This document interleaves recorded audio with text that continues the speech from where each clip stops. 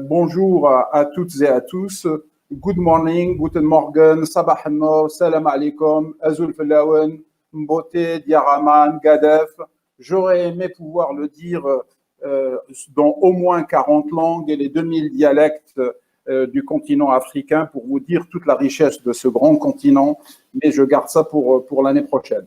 Mohamedou, tu as bien résumé ce qui a été dit hier. Hier, il y a eu des tables rondes extrêmement riches. J'en ai suivi la plupart.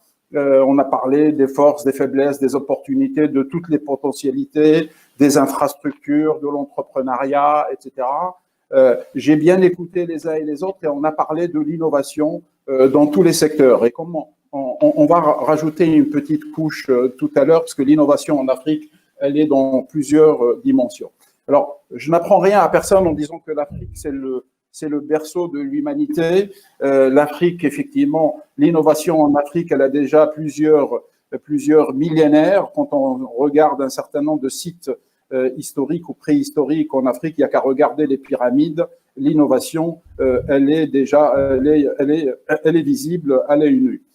L'Afrique, c'est 1,3 milliard d'habitants. Les démographes l'estiment à environ 2 milliards à horizon 2040-2050. C'est une composante majeure d'un grand espace économique en émergence, c'est l'espace euro-africain, avec l'Europe au nord, l'Afrique et le Moyen-Orient au sud. L'Afrique a exporté beaucoup de matières premières ce dernier siècle. Depuis quelques décennies, elle exporte aussi donc beaucoup de matières grises, et on va voir comment cette matière grise va effectivement servir l'Afrique, notamment dans son développement. L'Afrique, c'est aussi 5 grandes régions économiques, plus ou moins bien intégrées. Mais ce qui est important de savoir aujourd'hui, c'est qu'il y a une 6e région, et cette 6e région, elle est extrêmement importante pour le développement de l'Afrique, et elle s'appelle la diaspora, qui compte pas moins de 170 millions de personnes.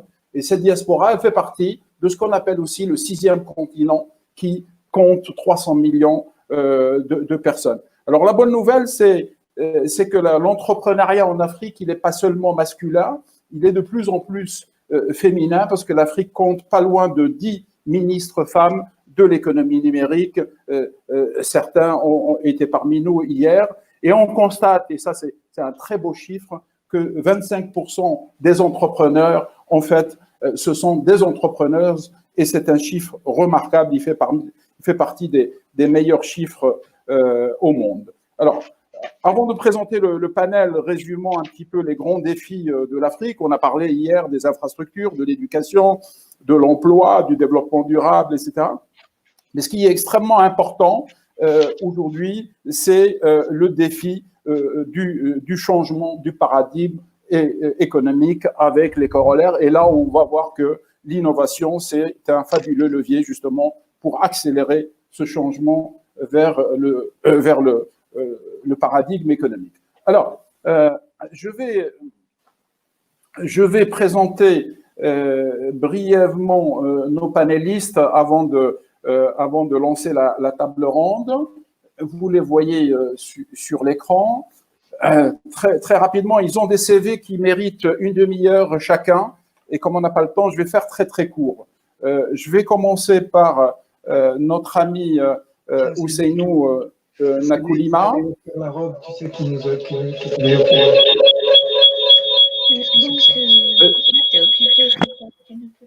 Est-ce que vous pouvez éteindre vos micros, s'il vous plaît?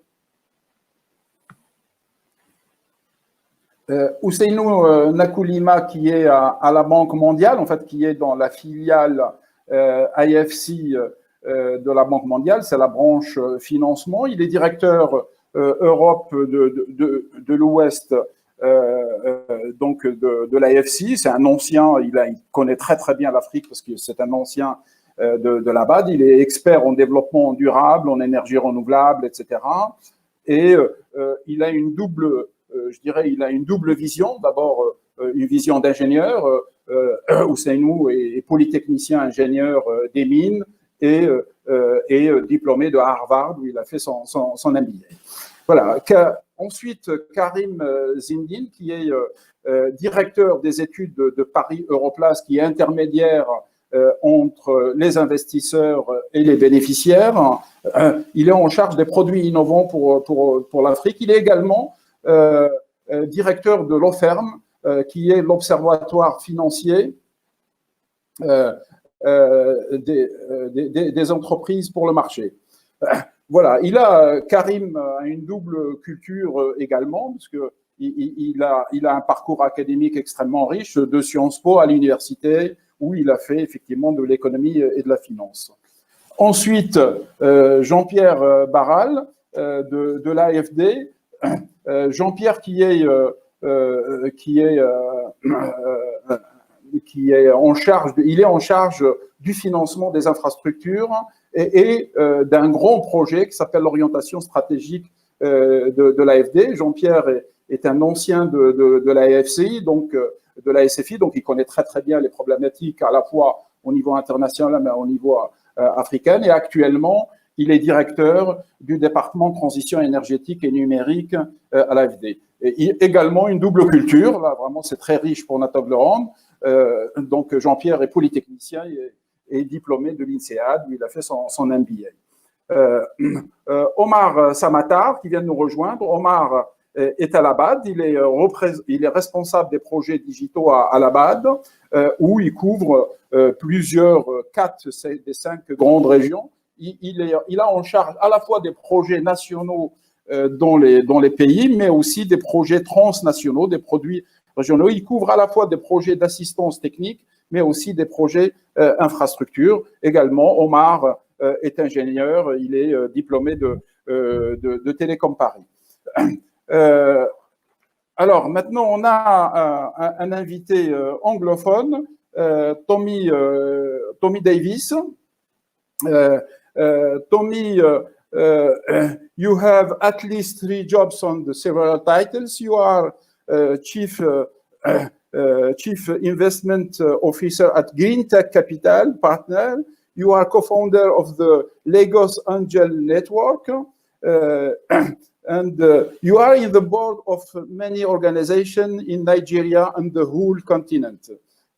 Your main objective and mission, helping drive Africa's development by supporting your young entrepreneurs using innovation and technologies to create social impact and economic value. You are also chairman of the board of Tex Nigeria, which is the service provider with very large portfolio as your colleagues, you are graduated from Miami University. Et on a rajouté une 6e personne à la table ronde, qui est Monsieur Hamid Bakli, comme témoignage, parce qu'on voulait avoir le point de vue des entrepreneurs africains et qu'est-ce qu'ils attendent justement des investisseurs. Voilà, vous m'excusez si je n'ai pas détaillé vos CV parce que ça m'aurait pris toute la journée. Alors, je commence tout de suite. On va faire, alors, la table ronde, on va faire un petit tour rapide. Je vais poser des questions à chaque panéliste. Je vais d'abord vous demander de présenter vos différentes organisations en quelques minutes, ce que vous faites et quelles sont vos missions. Et puis après, on approfondira lors d'un deuxième tour. Le public qui est derrière l'écran, vous pouvez, je vous demande même, de poser toutes les questions qui se rapportent exclusivement au sujet du financement de l'innovation. Beaucoup de choses ont été abordées hier, on n'y reviendra pas, on n'a pas beaucoup de temps, donc des sujets, des questions focusées sur le financement de l'innovation et on va prendre les questions au fur et à mesure qu'elles arrivent, on en garde quelques-unes pour la fin. Alors, je démarre tout de suite par Karim. Karim, Paris Europlace, comme je l'ai dit, c'est un intermédiaire entre d'un côté j'allais dire les riches, ceux qui ont l'argent, les investisseurs d'une façon générale et ceux qui en ont besoin, les entrepreneurs et notamment les jeunes qui sont nombreux autour de nous. J'ai cru comprendre qu'en dehors des instruments classiques historiques, j'ai cru comprendre que Paris Europlace développe des produits très innovants, faisant appel, je dirais, aux tendances actuelles de la blockchain, le crowdfunding, etc. Et j'ai compris aussi que vous placez la diaspora au cœur même de votre stratégie de financement innovant. À toi la parole.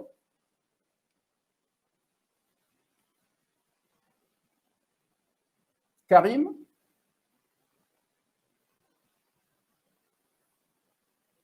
Pardon. J'ai manqué à tout. J'étais en mute. Oui. Voilà, non, ce que je disais, en fait, je vous remercie pour votre invitation et bravo pour l'organisation, malgré le contexte très compliqué. Alors, Europlace, en 2 mots, Paris Europlace, c'est l'organisation représentative de la place financière de Paris. Elle réunit en fait tout l'écosystème de la finance, si j'ose dire, c'est-à-dire le financement, les banques, les assurances, les fonds d'investissement, le private equity, etc., mais également les entreprises, qui sont les utilisateurs des outils qui sont développés par ces institutions financières. Alors, pour le sujet qui nous concerne aujourd'hui, je vais faire un focus en fait, dans l'activité de Paris Europlace sur 3 thèmes. Le premier est que depuis une dizaine d'années, Paris Europlace a mis en place un cluster financier qui réunit les fintechs et accompagne le développement des fintechs et l'innovation dans la digitalisation du secteur financier.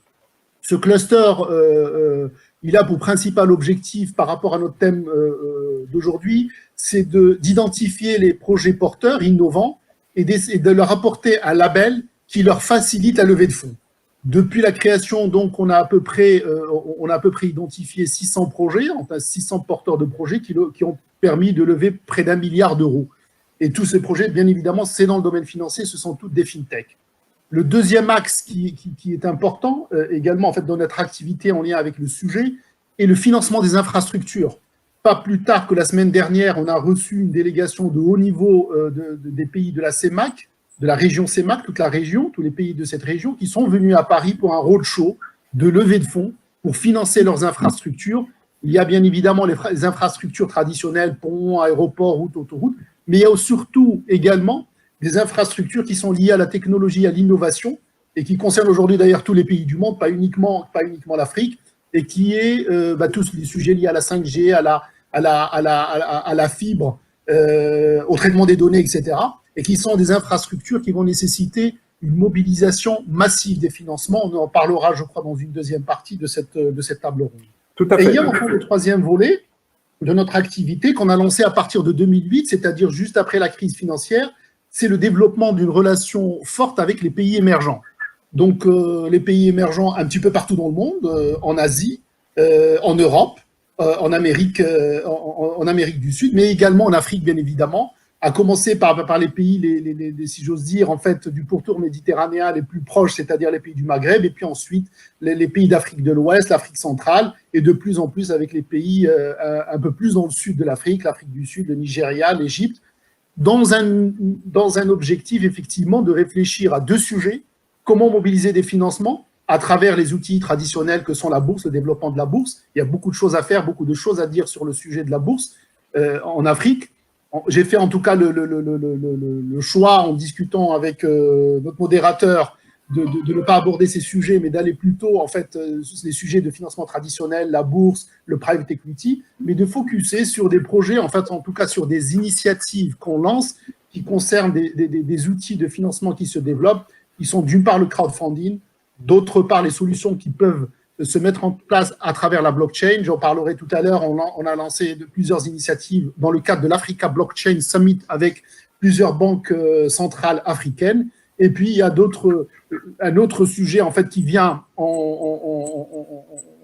en complément de tout ça, c'est qu'il est important de créer des écosystèmes de l'innovation, des écosystèmes qui réunissent tous les acteurs pour accompagner les projets, pour accompagner les entrepreneurs. Donc, on parlera de ça, me semble-t-il, dans un deuxième temps. Parfait. Merci Karim, c'est très clair. L'objectif aujourd'hui, c'est surtout de parler, je dirais, des nouveautés. Les choses qui tournent déjà depuis des décennies, on peut les rappeler brièvement, mais aujourd'hui, l'objectif, c'est vraiment de dire qu'est-ce qui se passe aujourd'hui et surtout, qu'est-ce qui va se passer demain, parce que les millions de jeunes entrepreneurs en Afrique attendent des solutions innovantes à leurs besoins. Je passe à Ousseynou. Ousseynou, on aimerait comprendre, effectivement, la FC, c'est une grande maison, parce que c'est la filiale financement de la Banque mondiale. Sachant toutes les spécificités de l'Afrique que tu connais bien, quelle est l'approche de la FC pour financer l'innovation en Afrique? Merci beaucoup, Fater. Bonjour tout le monde. Effectivement, IFC, sa particularité au sein du groupe Banque mondiale, c'est de se concentrer sur le financement du privé pour accompagner le développement des pays émergents. En termes de taille, c'est environ 20 milliards d'investissements par an. Et l'Afrique est une priorité parce que quand on regarde le plan stratégique, l'objectif est de doubler globalement ces 20 milliards pour atteindre 48 milliards en 2030. Donc, c'est à peu près deux fois et demi. Mais sur l'Afrique, notre objectif, c'est de tripler nos volumes annuels. Alors, pourquoi financer l'innovation et surtout comment?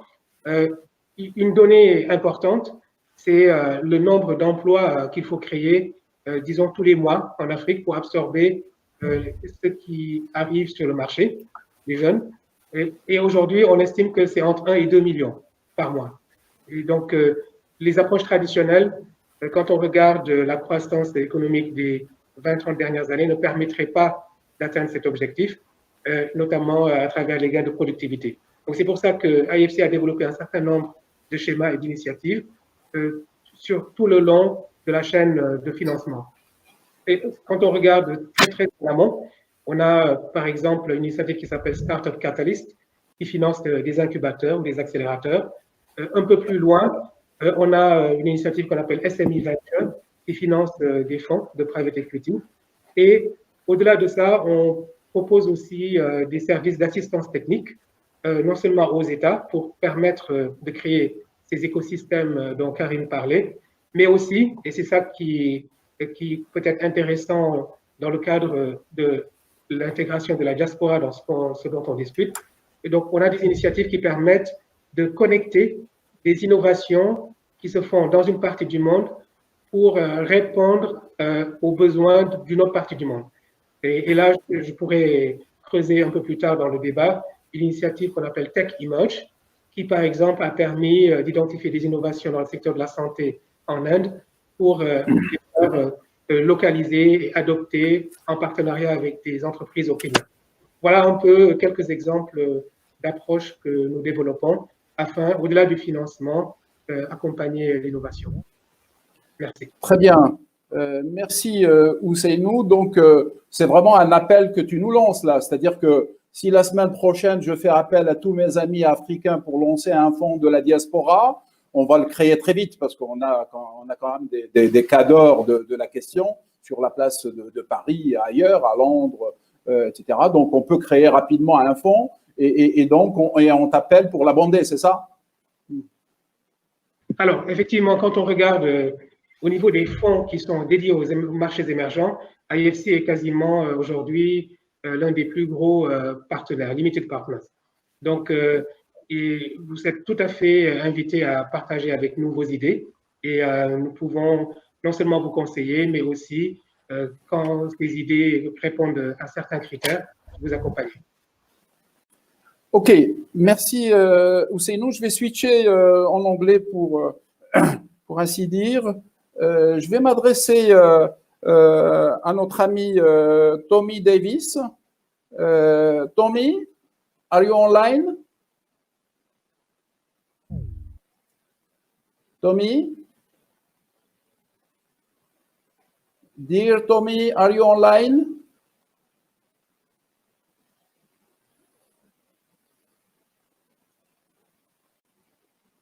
Tommy? Bon, le temps qu'il se connecte, je vais demander.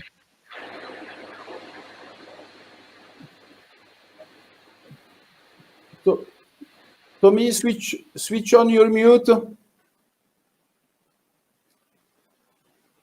Bon, allez, le temps qu'il se connecte, je passe la parole à Jean-Pierre Barral de l'AFD. L'AFD, c'est une très grande et importante maison en France. Elle intervient dans un très grand nombre, elle intervient bien évidemment en France et aussi en Europe dans un très grand nombre de secteurs, mais elle intervient beaucoup en Afrique. Et Jean-Pierre Barral, il a une mission il a deux missions extrêmement importantes. D'abord, il s'intéresse, il est au cœur d'un sujet qui est un défi pour l'Afrique, l'énergie, pas seulement la transition énergétique, mais l'énergie d'une façon générale, l'énergie pour tous, parce que c'est une infrastructure essentielle. Malheureusement, aujourd'hui, donc l'immense majorité des Africains, notamment dans le monde rural, n'ont pas accès à l'énergie. Donc, Jean-Pierre, est-ce que vous pouvez nous détailler un peu plus votre mission, justement, dans le domaine de l'énergie, et puis après, bien sûr, dans le domaine du numérique? Jean-Pierre? Ah, Jean-Pierre, j'ai vu qu'il avait quelques soucis de connectivité. Alors, en attendant qu'il se connecte, je passe à Omar. Omar, est-ce que tu m'entends? D'abord, j'ai cru que tu étais au soleil.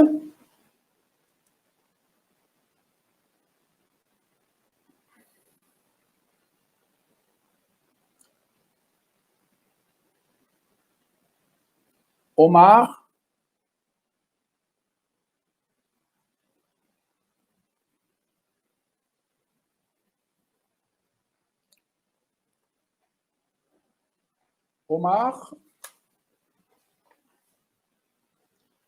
Omar Samatar, qui est à la Banque africaine de développement. Comme c'est un flying manager, il se balade. Omar, tu m'entends? Omar, est-ce que tu m'entends? Moi, je te vois.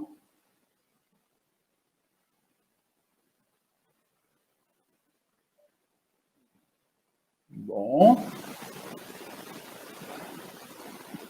Camille, est-ce que tu peux appeler Omar? Oui, Feta, l'image fonctionne. Maintenant, on attend le son qui arrive dans un instant. D'accord. Souci technique, ça va fonctionner. Merci pour votre patience. J'ai aucun doute. Vive la technologie. À tout de suite. Voilà, je demande à nos amis participants de patienter un petit peu. On est au cœur de l'innovation, puisque Mohamedou Diallo, effectivement, nous a permis de changer de dimension en termes de visioconférence, parce que là, Mohamedou, on ne t'entend pas. Omar, on ne t'entend pas. Tu es en mute. Il faut que tu enlèves le mute.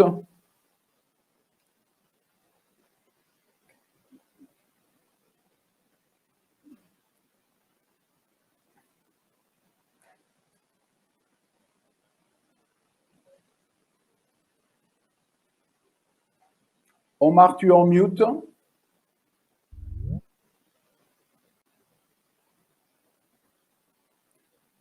Bon, allez, le temps qu'on règle la technique, je vais faire intervenir tout de suite notre ami Hamid Bakli, qui va s'exprimer triplement.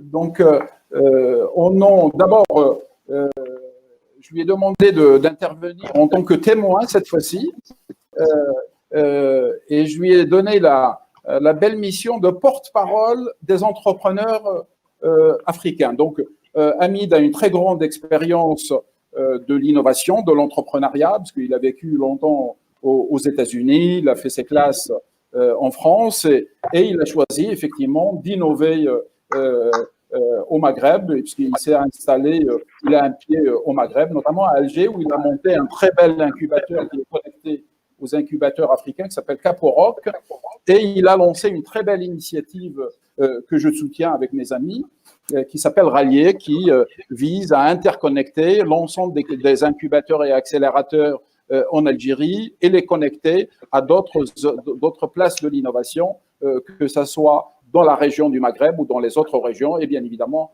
avec l'Europe. Allez, à toi la parole, Hamid, pour nous dire qu'est-ce que les entrepreneurs africains attendent de la part des investisseurs.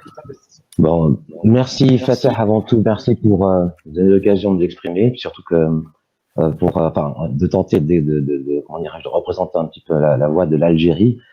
Et merci aussi à Mohamedou, à toute l'équipe derrière pour organiser justement ce qui manque le plus à mon sens, c'est donc ces canaux de communication qui sont destinés à augmenter la visibilité des écosystèmes de l'innovation en général, parce que ça part de là avant tout. Et c'est par notamment ce type de rencontre qu'on arrive à faire l'audit en quelque sorte de l'existant. Et là, je vous remercie de me présenter autant de personnes. Je suis ravi de rencontrer mes frères africains avec qui nous comptons travailler sur le long terme, parce que je pense que cette année en particulier et la décennie à venir, c'est forcément celle du continent africain.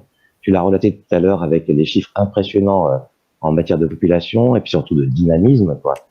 Et ça nous donne aussi l'occasion aussi de faire un petit peu le mapping de l'existant en matière d'innovation et de l'entrepreneuriat de l'innovation.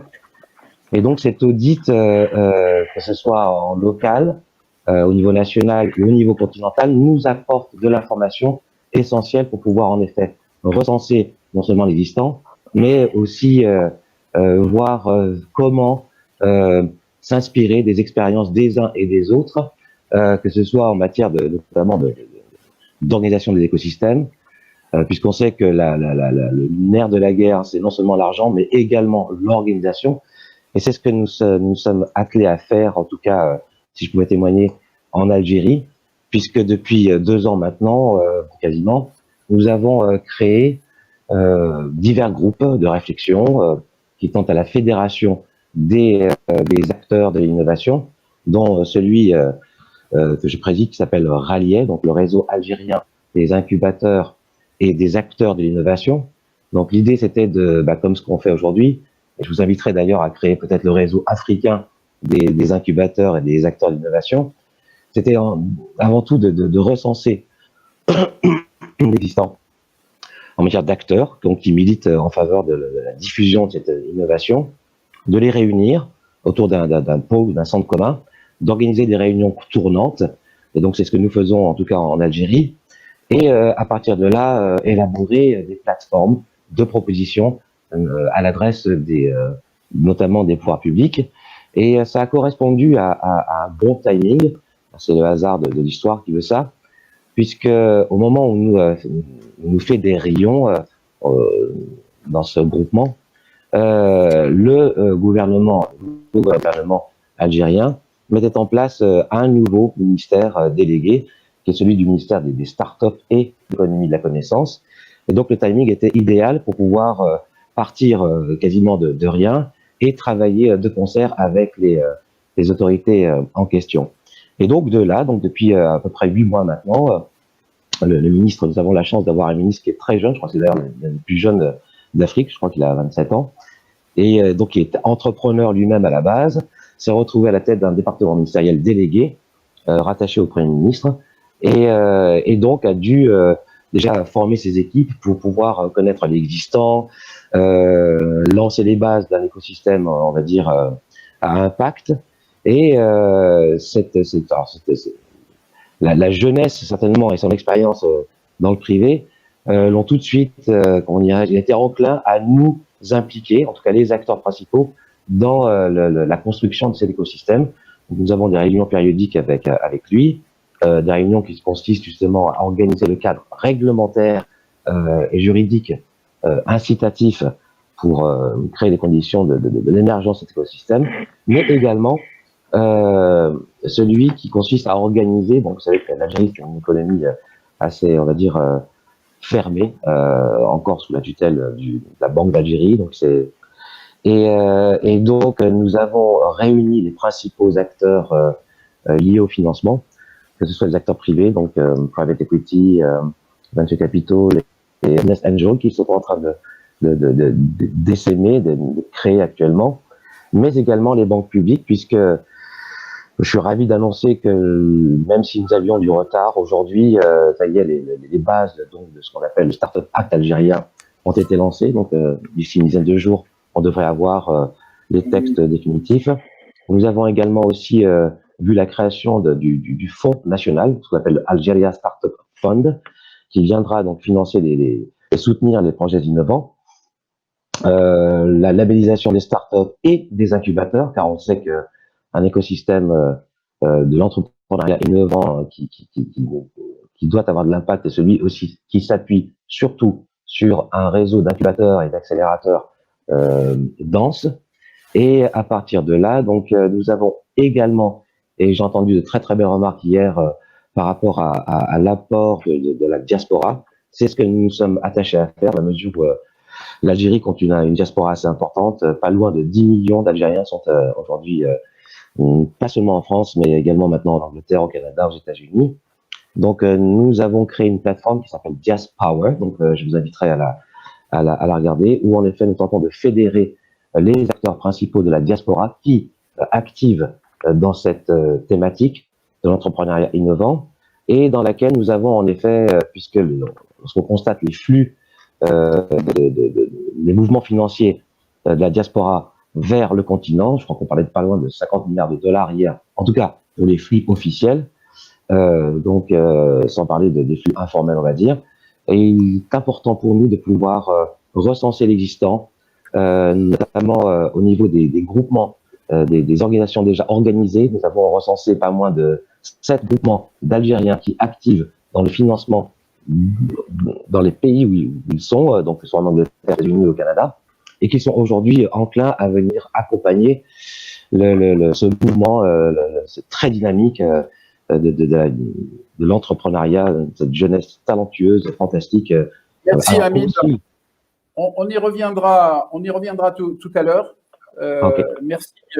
Merci pour cette présentation à la fois riche et pertinente. C'est un très bon exemple. Et puis, je pense que tout le monde a entendu ton appel d'aller vers, je dirais, un networking plus large des acteurs de l'innovation sur tout le continent africain.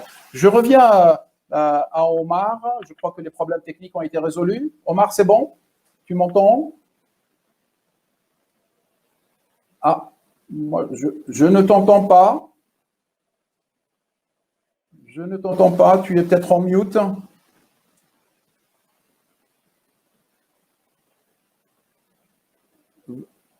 Non, je ne t'entends toujours pas.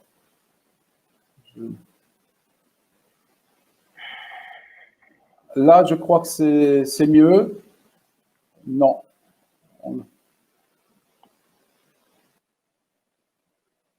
Omar, vas-y, parle, on ne t'entend pas. Regarde, est-ce que tu as démuté, si j'ose dire? C'est un nouveau terme du vocabulaire. Non. Mohamedou, tu entends Omar?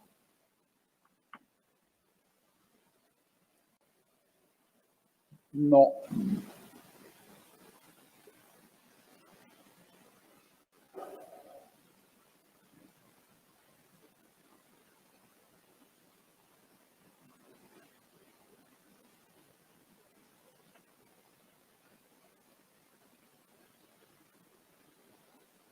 Non, je ne t'entends pas. Bon, on va on va revenir vers toi. On va revenir vers toi dans un instant. Donc, je vais passer tout de suite la parole à notre ami Tommy.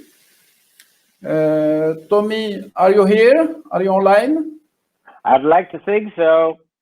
Yeah, thank you very much. Where are you now? You fly a lot between London, Frankfurt, and many cities in Africa. Where are you now? I'm actually at home in London. Ah, you are in London. Okay, thank you.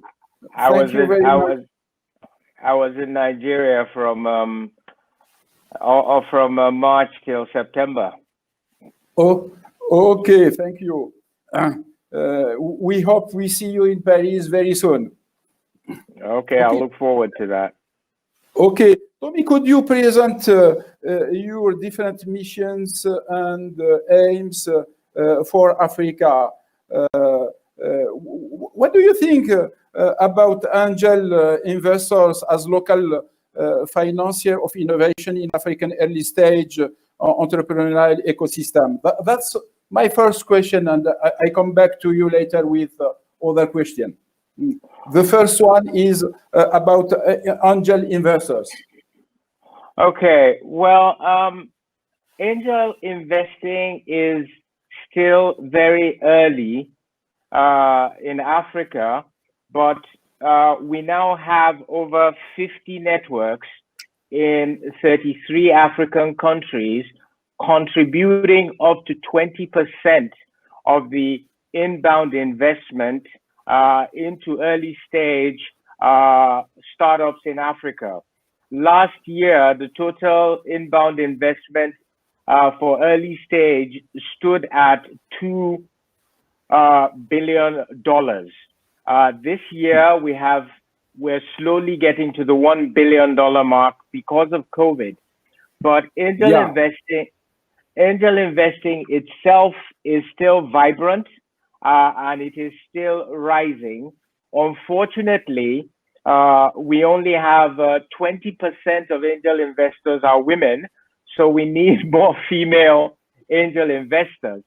Having said that, on average, an angel network will invest in up to 5 startups each year. And when you consider that on average, each of those startups will employ up to 20 people within 3 years, you start to get the kind of impact economically that angel investors are starting to have on the continent. But like I said, it's still very, very early days. I hope that helps. Okay. Yeah. To complete the answer, could you give us a significant business case right now in 2020? I beg your pardon? Yeah. Could you give us a significant example business case running right now in Africa? Oh, very easily. If you look it up, there were two young guys, Shola and Ezra, who started a fintech company in Lagos in Nigeria in 2015. At that time, they managed through some members of my syndicate who are angel investors to raise money to build their first prototype, and they managed to make it into Y Combinator. And just last month, Stripe acquired Paystack for $200 million, giving a 50 to 100x return to the angel investors that invested in Paystack. Okay, thank you much. Thank you so much. And just the last one. I have a question. Are you interested in supporting young?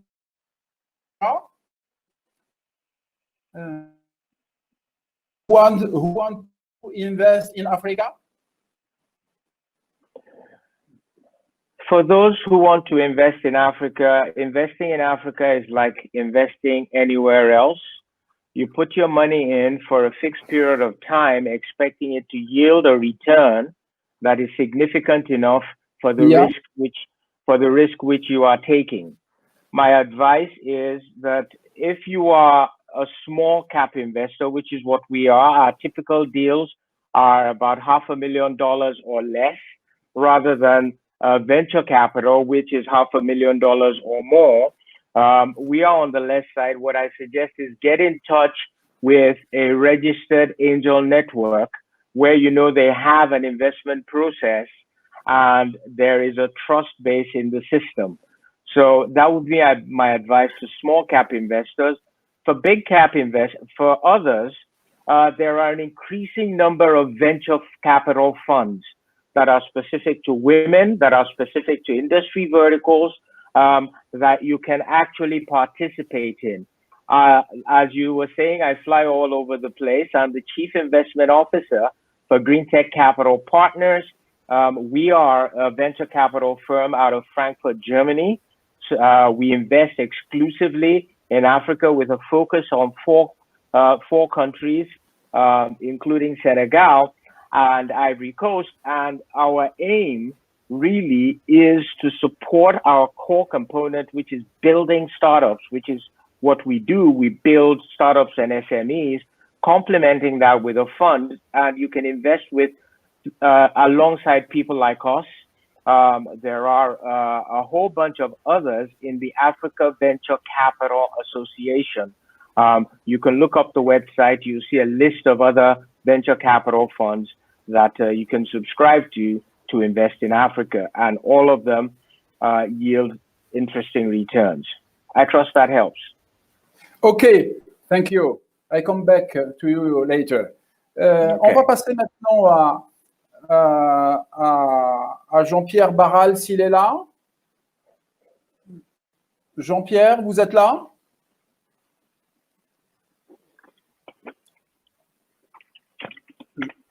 Jean-Pierre, vous m'entendez?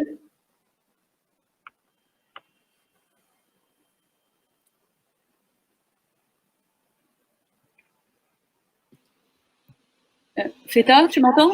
Oui. Alors, on a Omar au téléphone, parce qu'on a eu des petits problèmes techniques. D'accord. Omar, vous m'entendez? Très bien, très bien. Bon, ben Omar, ravi de t'avoir en ligne. Je sais que tu as beaucoup de bonnes nouvelles à nous annoncer.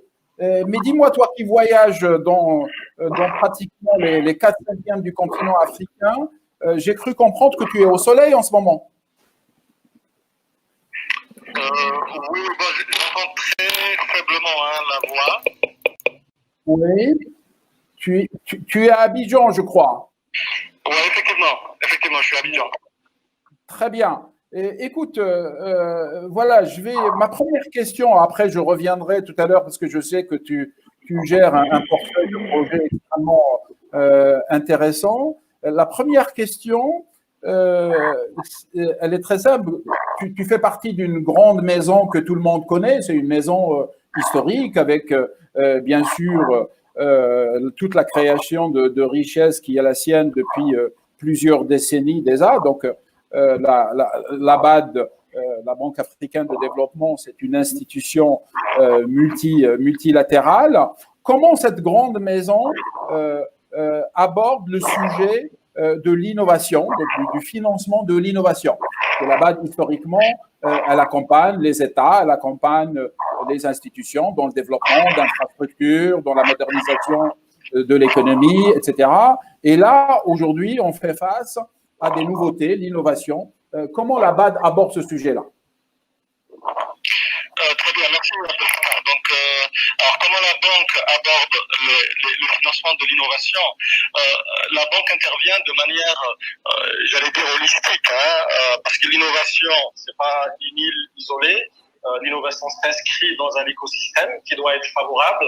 Donc, il y a un certain nombre de prérequis par lesquels il faut de toute façon passer, parce qu'on ne peut pas parler d'innovation s'il n'y a pas assez de connectivité. s'il n'y a pas des espaces de stockage, qu'ils soient publics ou privés, pour héberger des applications et des données, s'il n'y a pas de système favorable de manière générale en termes de cadre juridique et réglementaire. Donc, ce que nous faisons dans nos projets, c'est des projets globaux dans lesquels on essaye d'aborder toutes ces questions et tous ces prérequis de telle sorte que on puisse, sur la durée, aider à la mise en place de fonds d'appui à l'innovation ou carrément aux startups. Donc, voilà donc en fait de manière générale comment on appréhende l'innovation, en tout cas le financement de l'innovation dans nos pays. Donc juste pour illustrer, nous avons des projets globaux, en fait des projets régionaux sur lesquels nous sommes en train de travailler présentement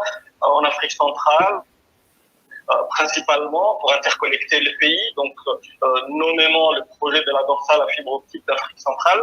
Alors même si c'est principalement l'objectif, c'est d'interconnecter le pays, c'est aussi mettre en place, comme je l'ai dit tantôt, des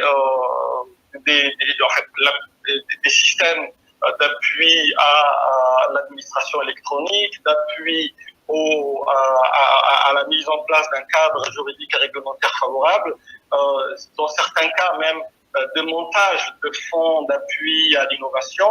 Et donc, voilà, grosso modo, en fait, de manière ramassée, ce que nous faisons en guise d'appui aux États.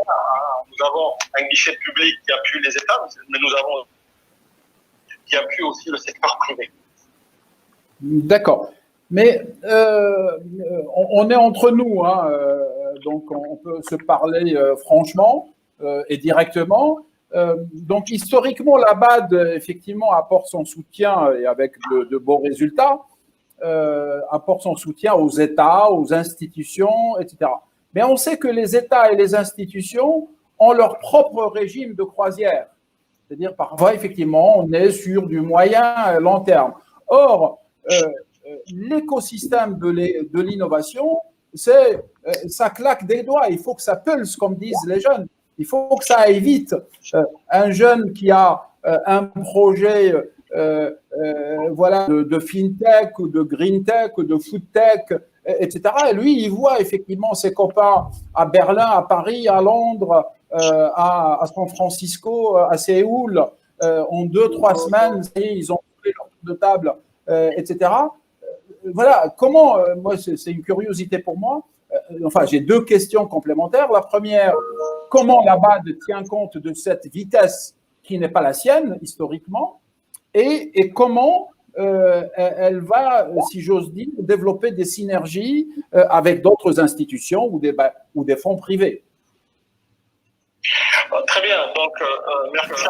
Bon, je note que vous faites, et vous le faites bien, l'avocat de la jeunesse africaine qui est impatiente d'avoir des moyens de financement à sa disposition rapidement. Donc, je pense qu'il faut traiter les deux dimensions de l'innovation, ou du moins du développement du digital en Afrique.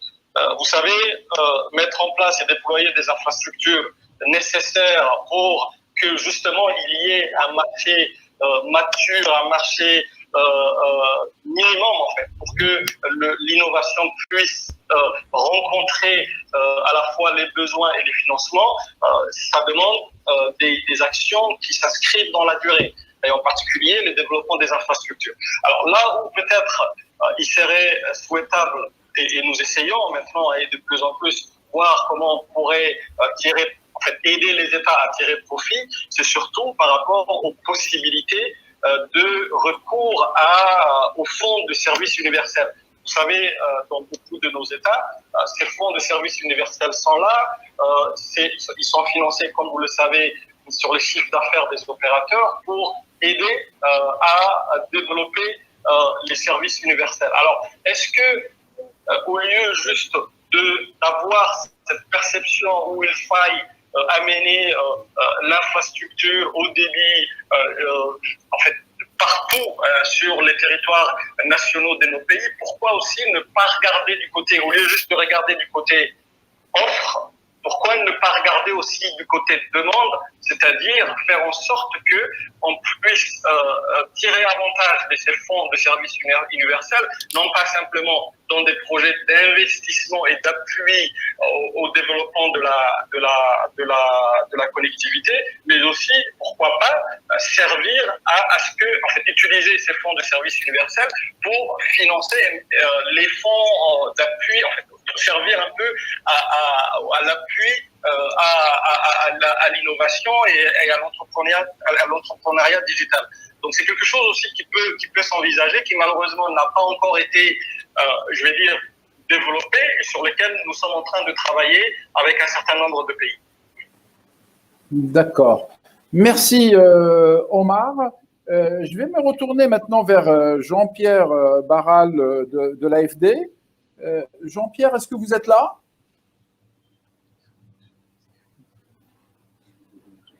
Jean-Pierre, est-ce que vous m'entendez? Camille? Oui, Feta. Me revoici. On a un petit souci également avec Monsieur Barral qu'on va essayer de faire au téléphone. Je vais essayer de l'appeler tout de suite. Si tu peux me laisser une petite minute, le temps que je l'appelle. Oui, vas-y. Je sais que les autres sont impatients de nous annoncer de bonnes nouvelles. À tout de suite. Oui, il n'y a aucun souci. Je reviens vers notre témoin. Hamid, tu es en ligne? Oui, je suis en ligne. Oui, voilà. Donc, moi, effectivement, je t'ai assigné une petite mission très sympathique, c'est d'être l'avocat des entrepreneurs africains dans leur ensemble. Aujourd'hui, un jeune entrepreneur en Afrique, l'Algérie fait partie de l'Afrique comme chacun sait, un jeune entrepreneur, aujourd'hui, quand il regarde la télé, quand il lit la presse, quand il entend les investisseurs, les experts, quand il participe à des forums, etc., bah, grosso modo, pour lui, il y a de l'argent partout. Mais quand on est sur le terrain, j'ai rencontré beaucoup de jeunes entrepreneurs, que ce soit au Maghreb et dans d'autres pays en Afrique, bah, grosso modo, ils disent on ne sait pas comment faire, on nous promet des choses, mais ça vient pas, c'est compliqué. Donc, toi qui es sur le terrain, que disent les jeunes que tu rencontres? Quelle est leur problématique aujourd'hui? Je ne parle pas des jeunes qui sont bien connectés, qui sont bien nés, qui sont dans des environnements favorables, etc. Je parle des jeunes entrepreneurs qui ne sont pas forcément dans des environnements favorables. Qu'est-ce qu'ils rencontrent comme problème? Nous, ce qu'on constate sur le terrain, c'est que alors déjà, le principe de base, c'est que le talent, le génie n'a pas de frontières et nous avons un tas de belles histoires à raconter sur des jeunes qui sont nés, qui ont grandi dans des lieux très plus qu'improbables, dans des remote areas du fin fond du sud algérien et qui aujourd'hui dirigent des grosses sociétés dans la Silicon Valley notamment. Je pense en particulier au professeur Habba, qui possède à lui seul, je crois, plus de 1500 brevets et je pense que chacun a un téléphone portable. Je pense que chaque téléphone portable sur cette terre comporte au moins l'une de ses inventions. Voilà, il était algérien, il est né dans un petit pas un village. Donc, c'est avant tout le fait de pouvoir les repérer. Les repérer, c'est bâtir l'écosystème favorable. Et pour bâtir l'écosystème favorable, il faut d'abord élaborer, ce que je disais tout à l'heure, le mapping de l'existant. Et à partir de là, tout devient possible.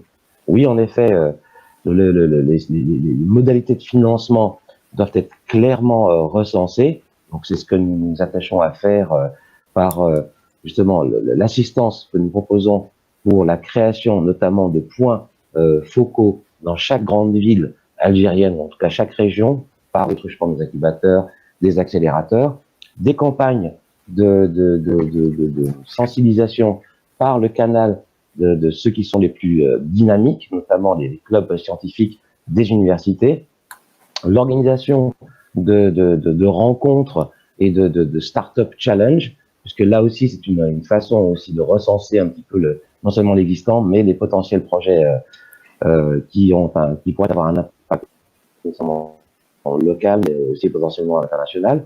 Le fait d'organiser aussi des rencontres à l'échelle régionale, et comme aujourd'hui continentale, pour pouvoir échanger.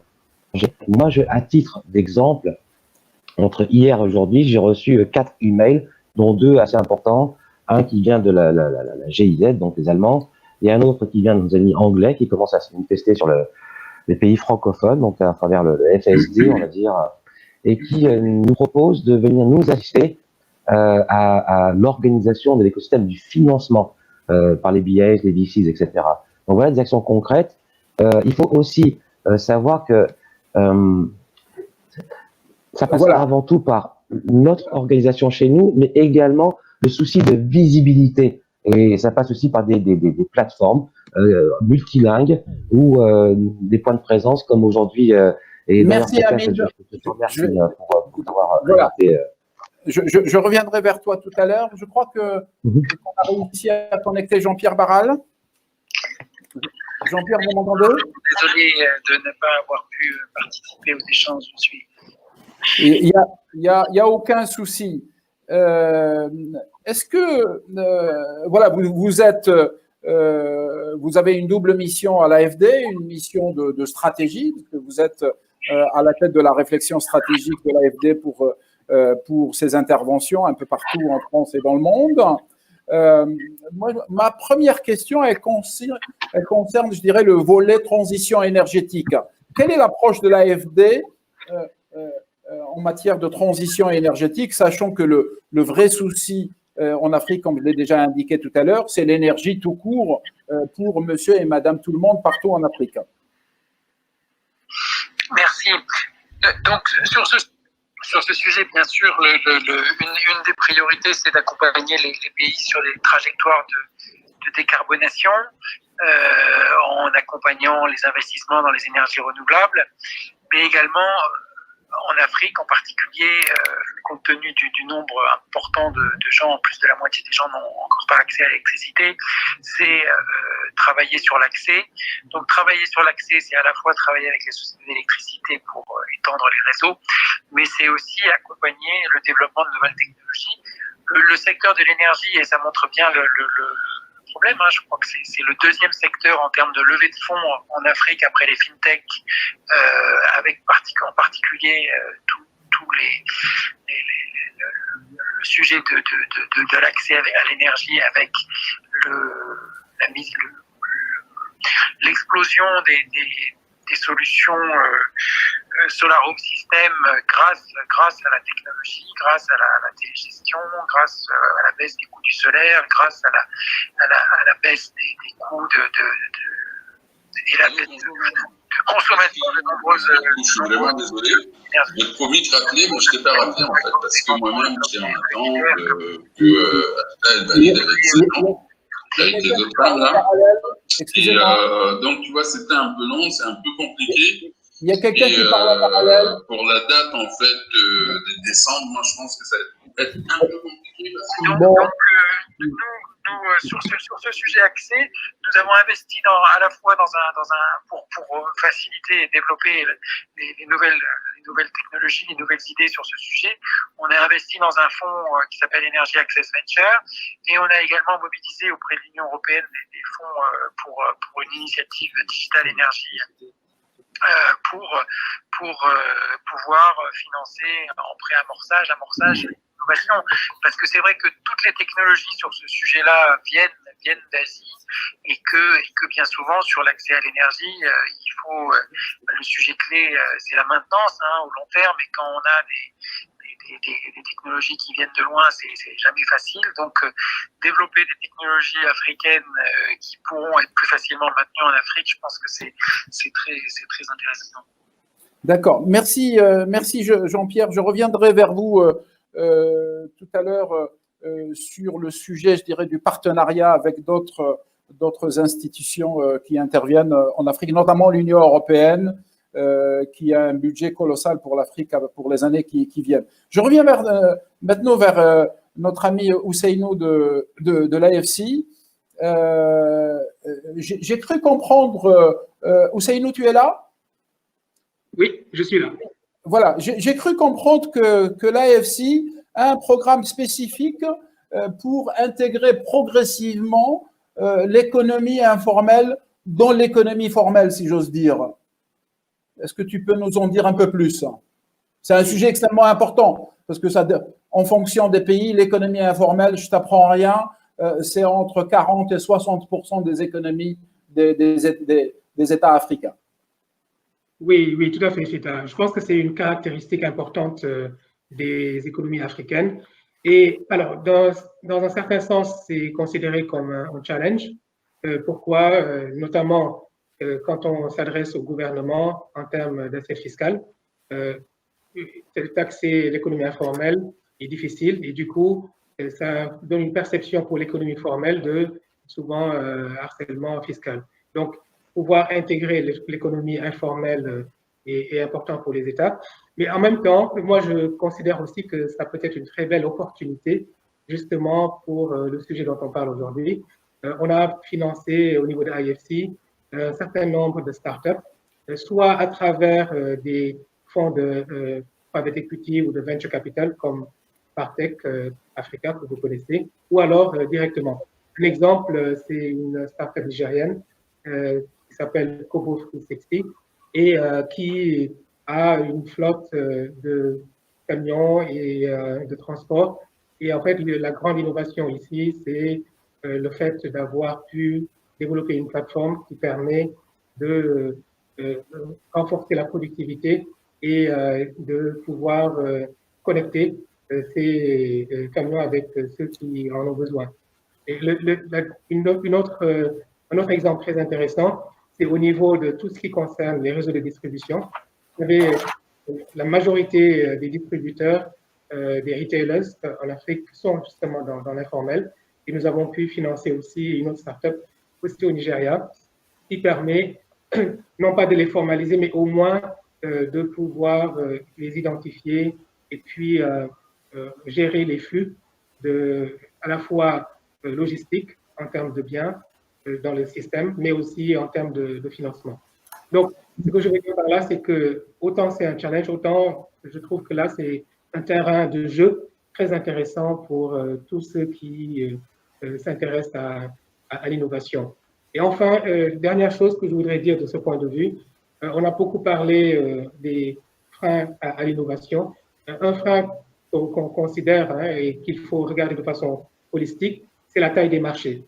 Et en Afrique, le problème auquel on est confronté souvent, c'est la fragmentation. Comme vous le voyez, par exemple, en Afrique de l'Ouest, on a des pays et des tailles de marché qui sont assez petits comparés à ce qu'on peut trouver sur d'autres continents. Et c'est donc c'est pas étonnant que quasiment la moitié du financement des startups au niveau africain va au Nigeria, qui a une taille de marché équivalente, qui est assez conséquente. Et donc, pour nous, agrandir la taille des marchés est vraiment une priorité. D'ailleurs, c'est comme ça que nous avons labellisé notre stratégie à 2030, c'est créer des marchés afin de pouvoir offrir à l'innovation un terrain de jeu favorable. Voilà, merci pour ces précisions, Ousseynou.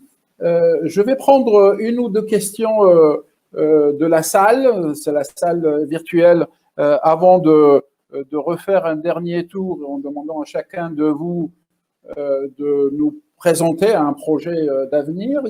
Il y a un auditeur qui nous dit est-ce qu'on aborde le financement de l'innovation comme le financement des autres infrastructures? Je suis tenté de poser cette question à la BAD, parce que la BAD finance beaucoup d'infrastructures, et à l'AFD. Allez, je commence par Jean-Pierre. Jean-Pierre? Omar, celui qui prend la parole en premier. Bien, je veux bien répondre. Oui. Donc, bien sûr, les approches sont très différentes. À l'AFD, nous avons mis en place dans le cadre de l'initiative Digital Africa des investissements. Nous déployons 130 millions d'euros en faveur de l'innovation des startups à différents niveaux, à la fois au niveau du pré-amorçage, amorçage avec la mise en place d'un fonds d'amorçage Digital Africa avec Greentech. Tommy Davis fait partie du panel, avec également des investissements en direct, 3 à 4 startups par an par notre filiale ProParco, et puis des investissements à travers des fonds. Et bien sûr, on est sur du venture, donc sur des profils d'investissement profils de risque assez élevés, du financement en fonds propres qui doivent pour les parties les plus amont, c'est-à-dire pré-amorçage, amorçage, qui doit être quand même baqué par des le volume du son a baissé, Jean-Pierre. Donc c'est très différent du financement d'infrastructures qui, lui, est souvent en dette, qui peut être extrêmement leveragé, avec jusqu'à 80% de dette, alors qu'ici on est sur une approche fonds propres qui est en général beaucoup risque élevé, mais possibilité de retour très élevée également. Très bien. Merci beaucoup. Une question sur la diaspora. Je l'adresse à Karim Zindine de Paris Europlace. J'ai cru comprendre que dans la vision dans l'approche de l'innovation par Paris Europlace, vous vous intéressez beaucoup aux investisseurs de la diaspora. Est-ce que tu peux nous en dire un peu plus, Karim? Oui, absolument. En fait, si je peux, très très rapidement. Oui, rapide, parce que le temps, il nous reste 10 minutes. Oui, absolument, c'est une question de contexte.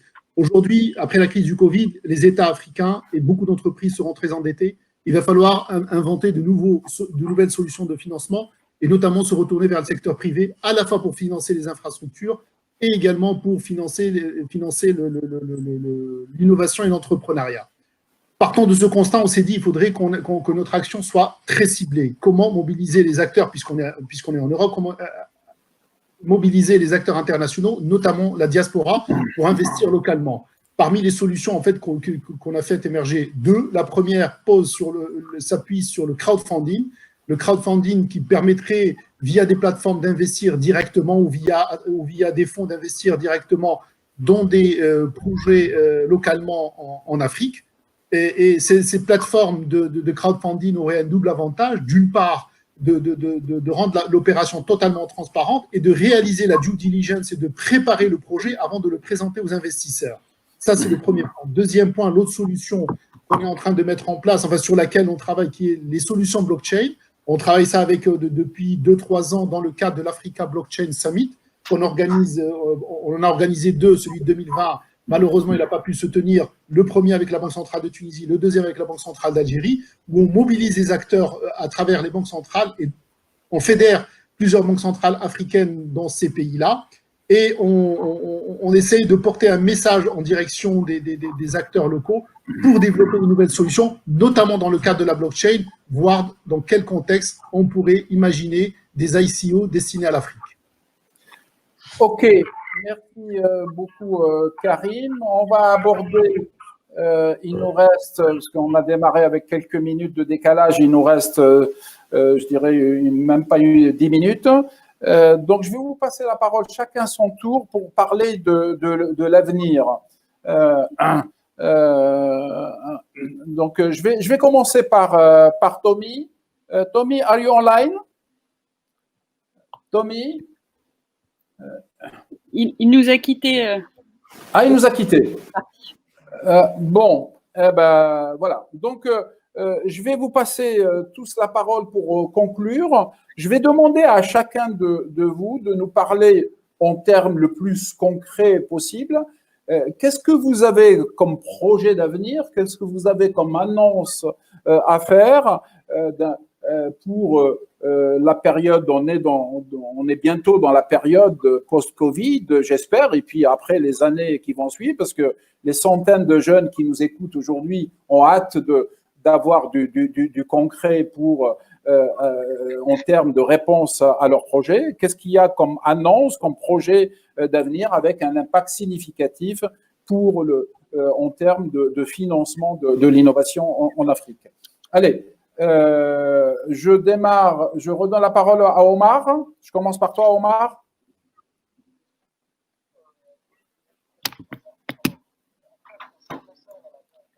Okay. Un des axes sur lesquels on voudrait de plus en plus travailler, c'est comment aider les États à utiliser leurs propres ressources pour qu'ils puissent financer, y compris l'innovation. J'avais parlé tout à l'heure des fonds de services universels.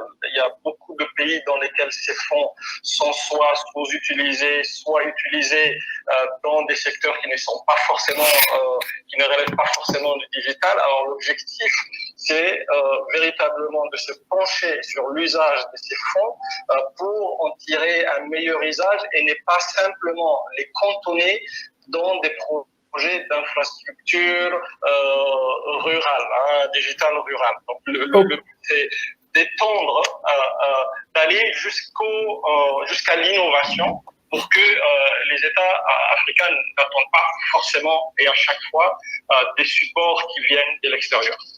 Très bien, merci. Donc, on va te demander des précisions par mail plus tard. Voilà, Ousseynou, est-ce que tu peux partager avec nous un peu les projets en cours, je dirais, de maturation qui vont être déployés dans les jours ou les semaines à venir, et un projet, effectivement, un projet plus particulier qui te tient à cœur et qui correspond à notre sujet d'aujourd'hui. Oui, merci, Feta. En fait, je voudrais inviter vraiment tous ceux qui sont connectés aujourd'hui à lire un rapport que nous avons IFC produit avec Google et diffusé la semaine dernière, justement sur l'économie numérique en Afrique. Et ce rapport, juste une donnée sur laquelle je m'appuie pour répondre à ta question. On dit qu'une enquête de Google en 2019 a révélé que 82% des startups africaines ont exprimé des difficultés pour l'accès au financement. Donc, il y a les bonnes nouvelles qu'on avait entendues de Tommy qui donnait des records d'accès au financement l'année dernière, mais cette nouvelle aussi montre tout le champ qu'il y a pour aider les startups à accéder à davantage de financement. Et donc, c'est de ce point de vue qu'on concentre, c'est sur ce point-là qu'on concentre nos activités, notamment sur le continent, en accompagnant la transformation digitale, et donc la digitalisation de l'économie au niveau aussi bien du secteur financier qu'au niveau de la logistique sera une priorité. Et pour cela, donc, les deux exemples que j'ai donnés en introduction, à la fois le Tech Emerge, donc vous pourrez le googler aussi pour voir ce que c'est, ainsi que les African Startup Catalyst. Ce sont des véhicules d'investissement qui, j'espère, pourront, dans la mesure du possible, répondre à ce gap que le rapport a révélé. Voilà. Merci beaucoup. Merci, Ousseynou. Jean-Pierre, je sais que l'AFD est connecté à beaucoup d'institutions, il y a des projets en syndication avec d'autres, etc. Vous êtes également connecté à la BPI, à l'Union européenne, etc. Est-ce que vous pouvez nous sortir un exemple, un projet à fort impact en matière de financement de l'innovation pour les mois à venir? Oui, je pense que le projet qu'on a mis en place récemment avec Digital Africa et Proparco, c'est le Digital Africa Tech Bridge. Donc l'idée, c'est de soutenir les startups africaines qui, pour les levées de fonds, finalement, ont été interrompues par la crise Covid, en mettant en place un fonds bridge pour leur permettre de tenir jusqu'à la prochaine levée de fonds, un peu à l'image de ce qui avait fait des pays en France avec la French Tech. Donc ça, c'est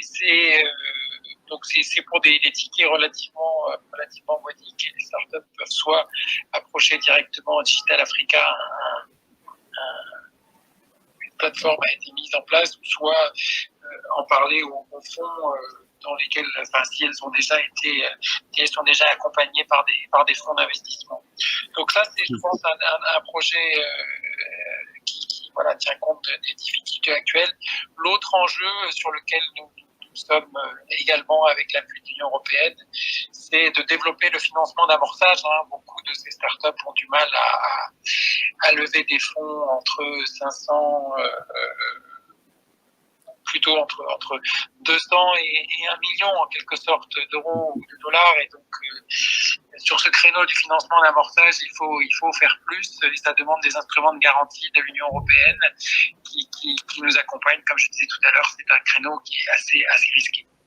Donc, mais qui est sur lequel la demande est la plus forte. Très bien. Merci Jean-Pierre. Karim, je reviens vers toi. Et là, cette fois-ci, je vais préciser ma question parce que elle se rapporte aussi à ce qu'on disait tout à l'heure sur la diaspora. Qu'est-ce que tu as aujourd'hui comme projet là pour le court terme en termes de mobilisation de la diaspora en faveur de l'innovation en Afrique?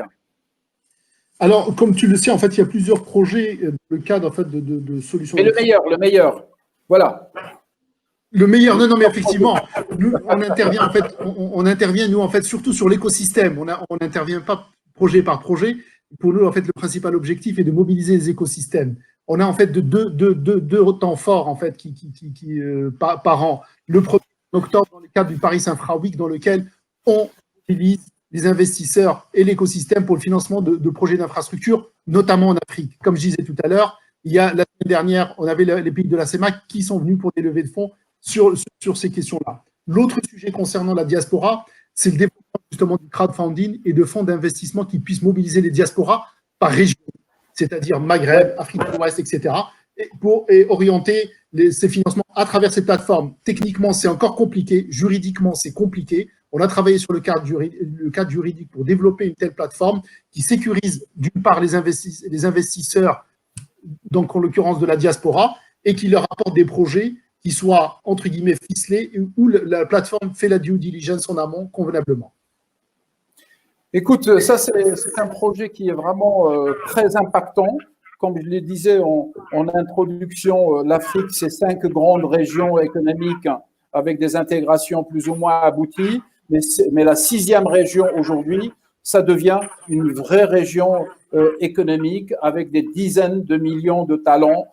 Et comme ça a été dit par les uns et les autres, aujourd'hui, il y a des millions de cadres, d'entrepreneurs, d'universitaires, de chercheurs issus de la diaspora, justement appartenant à cette région, qui ont à cœur justement d'accompagner le développement du continent, sachant que l'avenir du monde se joue en Afrique. J'ai eu beaucoup de plaisir à animer cette table ronde, j'ai eu beaucoup de plaisir à vous titiller, si j'ose dire, et j'ai eu beaucoup de plaisir, effectivement, à vous écouter. Merci encore une fois à Mohamedou et son équipe. Bravo pour ce que vous avez fait, et je vous repasse la parole. Bonjour, Feta, merci beaucoup. Merci à tous les panélistes de ce panel sur le financement que la plupart de nos intervenants attendaient. En étant fort pour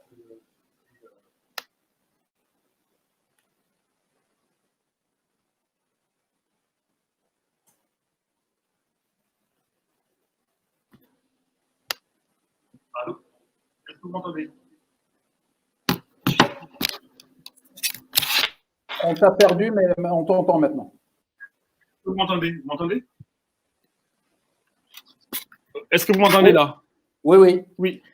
Ben, je disais merci à tous, merci à toutes, Feta, pour cette belle présentation. Donc, je disais, c'était un temps fort, ce panel sur le financement qu'on attendait et que tous les startups et tous les entreprises, les PME qui sont parmi nous attendaient pour pouvoir avoir des réponses à des projets de financement qu'ils ont en place et qu'ils attendaient, donc des réponses concrètes. Je pense qu'on a eu des réponses de la part de l'AFD, de la part de Karim de Paris Europlace. Monsieur Ousseynou Moussoulima a apporté en faveur de l'IFC donc des réponses assez concrètes concernant donc le soutien aux entreprises de l'informel et même également des entreprises du secteur formel.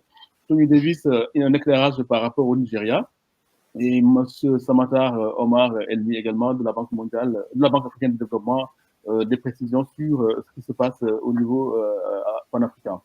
Voilà, il me reste à vous remercier, cher Feta, pour cette belle présentation. Et merci à toutes et à tous d'avoir participé. Donc, on a eu un peu de problèmes techniques dans le cadre de ce panel 5 qu'on va essayer de rétablir. Et donc, on va pouvoir démarrer avec le panel suivant.